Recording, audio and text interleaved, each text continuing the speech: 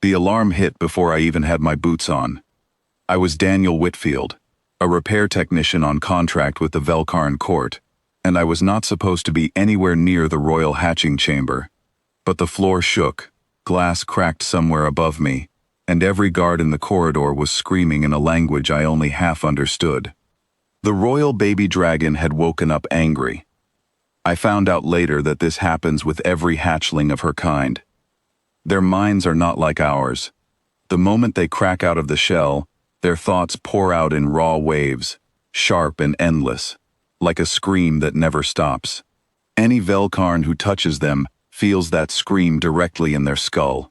Grown warriors had been carried out of that chamber twitching, unable to speak for days.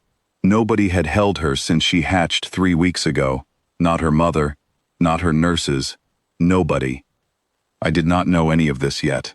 I only knew that someone was shouting my name over the comm, telling me the containment field around the nursery had failed, and I was the closest person with clearance to the maintenance shaft behind it. I ran. The corridor outside the nursery was chaos. Guards stood pressed against the far wall, spears down, faces pale. A woman in healer's robes was on her knees, holding her own head, tears running down her face. Nobody was moving toward the door. "The field is down," someone shouted at me. "Fix it from the outside panel. Do not go inside." I did not plan on going inside. I just wanted to reach the panel bolted beside the doorway. But the door was open, and through it I could see her. She was small, barely the size of a large dog, with wings still damp and folded wrong, thrashing against a stone pillar, like she was trying to claw her way out of her own skin. Sparks of blue light jumped off her scales every time she screeched. The healer on the floor flinched every single time, like each spark was a blow. I should have stayed at the panel. That would have been the smart thing. Instead, the baby dragon looked straight at me. Her eyes were huge, gold and terrified. And she did something none of the healers expected. She stopped thrashing. Nobody moved. Nobody breathed. I do not know what made me do it. Maybe it was the way she looked, like a frightened animal, and not a monster at all.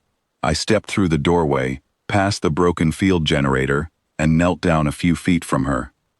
"Hey," I said quietly, the way you would talk to a scared dog. "Hey, it's okay." The guards behind me were yelling for me to stop. I ignored them. She crept forward on shaking legs, sniffed at my outstretched hand, and then, before I could pull back, she wrapped her small clawed foot around my finger and held on. I braced myself for pain. Everyone had told me what happens when Velkarn hatchlings touch you. I expected my skull to split open with her screaming thoughts. Nothing happened. She let out a long breath, her wings folded flat against her back, and her eyes slowly closed. Within a few seconds, the royal baby dragon of Velkarn was fast asleep, holding onto my finger like it was the only solid thing in the world. The healer on the floor lifted her head and stared at me like I had grown a second face. "She is not screaming," the healer whispered. "How is she not screaming?" I did not have an answer. I just knelt there, afraid to move in case I woke her, while alarms slowly shut off around us, and guards lowered their spears one by one, still not quite believing what they were seeing. Word spread through the palace faster than I could stand up. By the time I managed to gently free my finger and step back, the corridor outside the nursery was full of court officials, scientists, and at least one very intimidating woman in golden armor, who I would later learn was the Queen's own sister. I was taken to a room with high stone ceilings, questioned for 2 hours by 3 separate scholars, and asked to repeat, in detail, exactly what I felt when the hatchling touched me. Nothing, I told them again. I felt her holding on. That's it. They exchanged looks I could not read. It was an old scholar named Halvorn who finally explained it to me, speaking slowly so I would understand every word.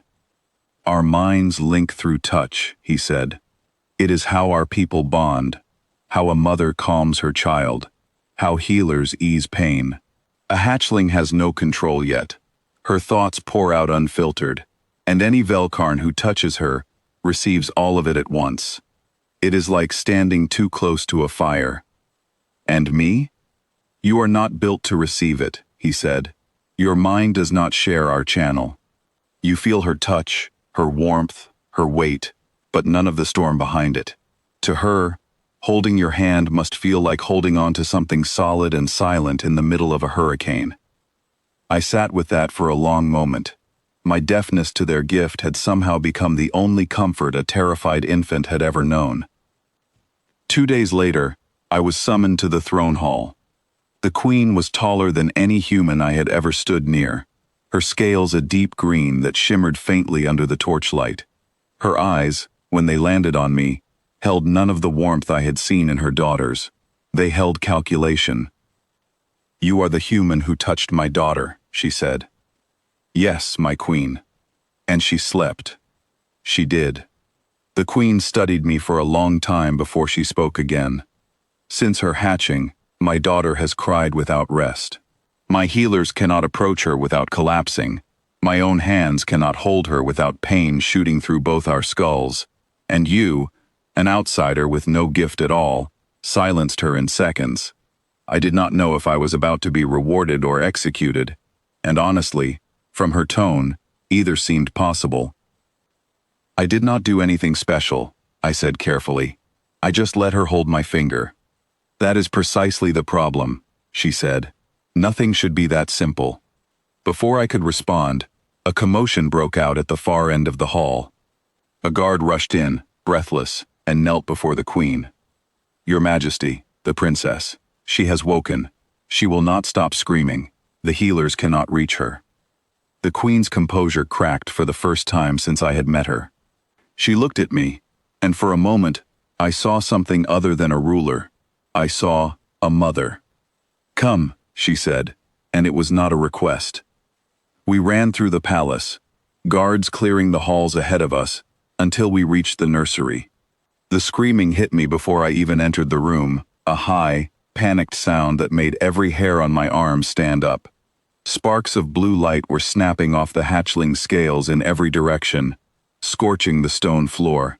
2 healers lay unconscious near the door, having tried and failed to calm her. The queen took one step toward her daughter and stopped, her whole body flinching, as if just being close to that storm of thought was painful even from a distance. Nobody else was moving. Every guard, every healer, every scholar stood frozen at the edge of the room. I walked forward. "Human," the queen said sharply, "if this harms you."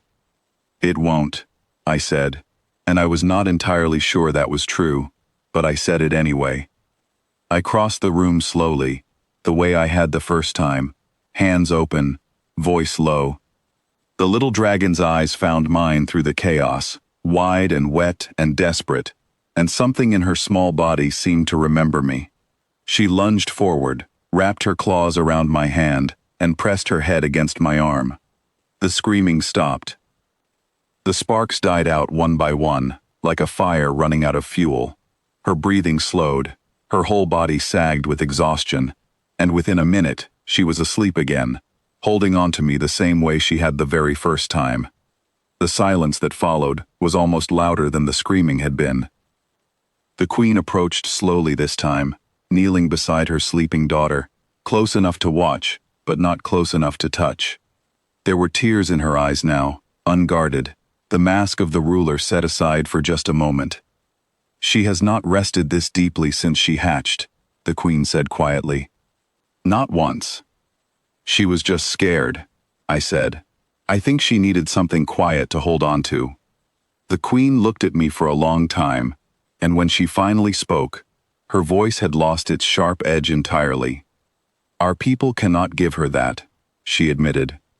"Every touch from us carries the weight of everything we feel, and right now, everything she feels is too much for any of us to bear alongside her. But you carry nothing into her mind at all. You are simply present." "I didn't ask for this," I said honestly. "I'm not trying to take anything from your daughter or your court." "I know," she said.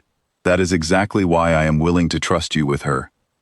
From that day forward, I was given quarters near the royal nursery, a title I still cannot properly translate. and a responsibility I never expected to carry. Every evening, when the palace grew quiet and the hatchling grew restless, I would sit beside her, let her curl around my hand, and watch her fall asleep without a single spark of fear crossing her scales. The scholars still do not fully understand why it works. Halvorn has a theory involving frequencies and channels that I only partly follow.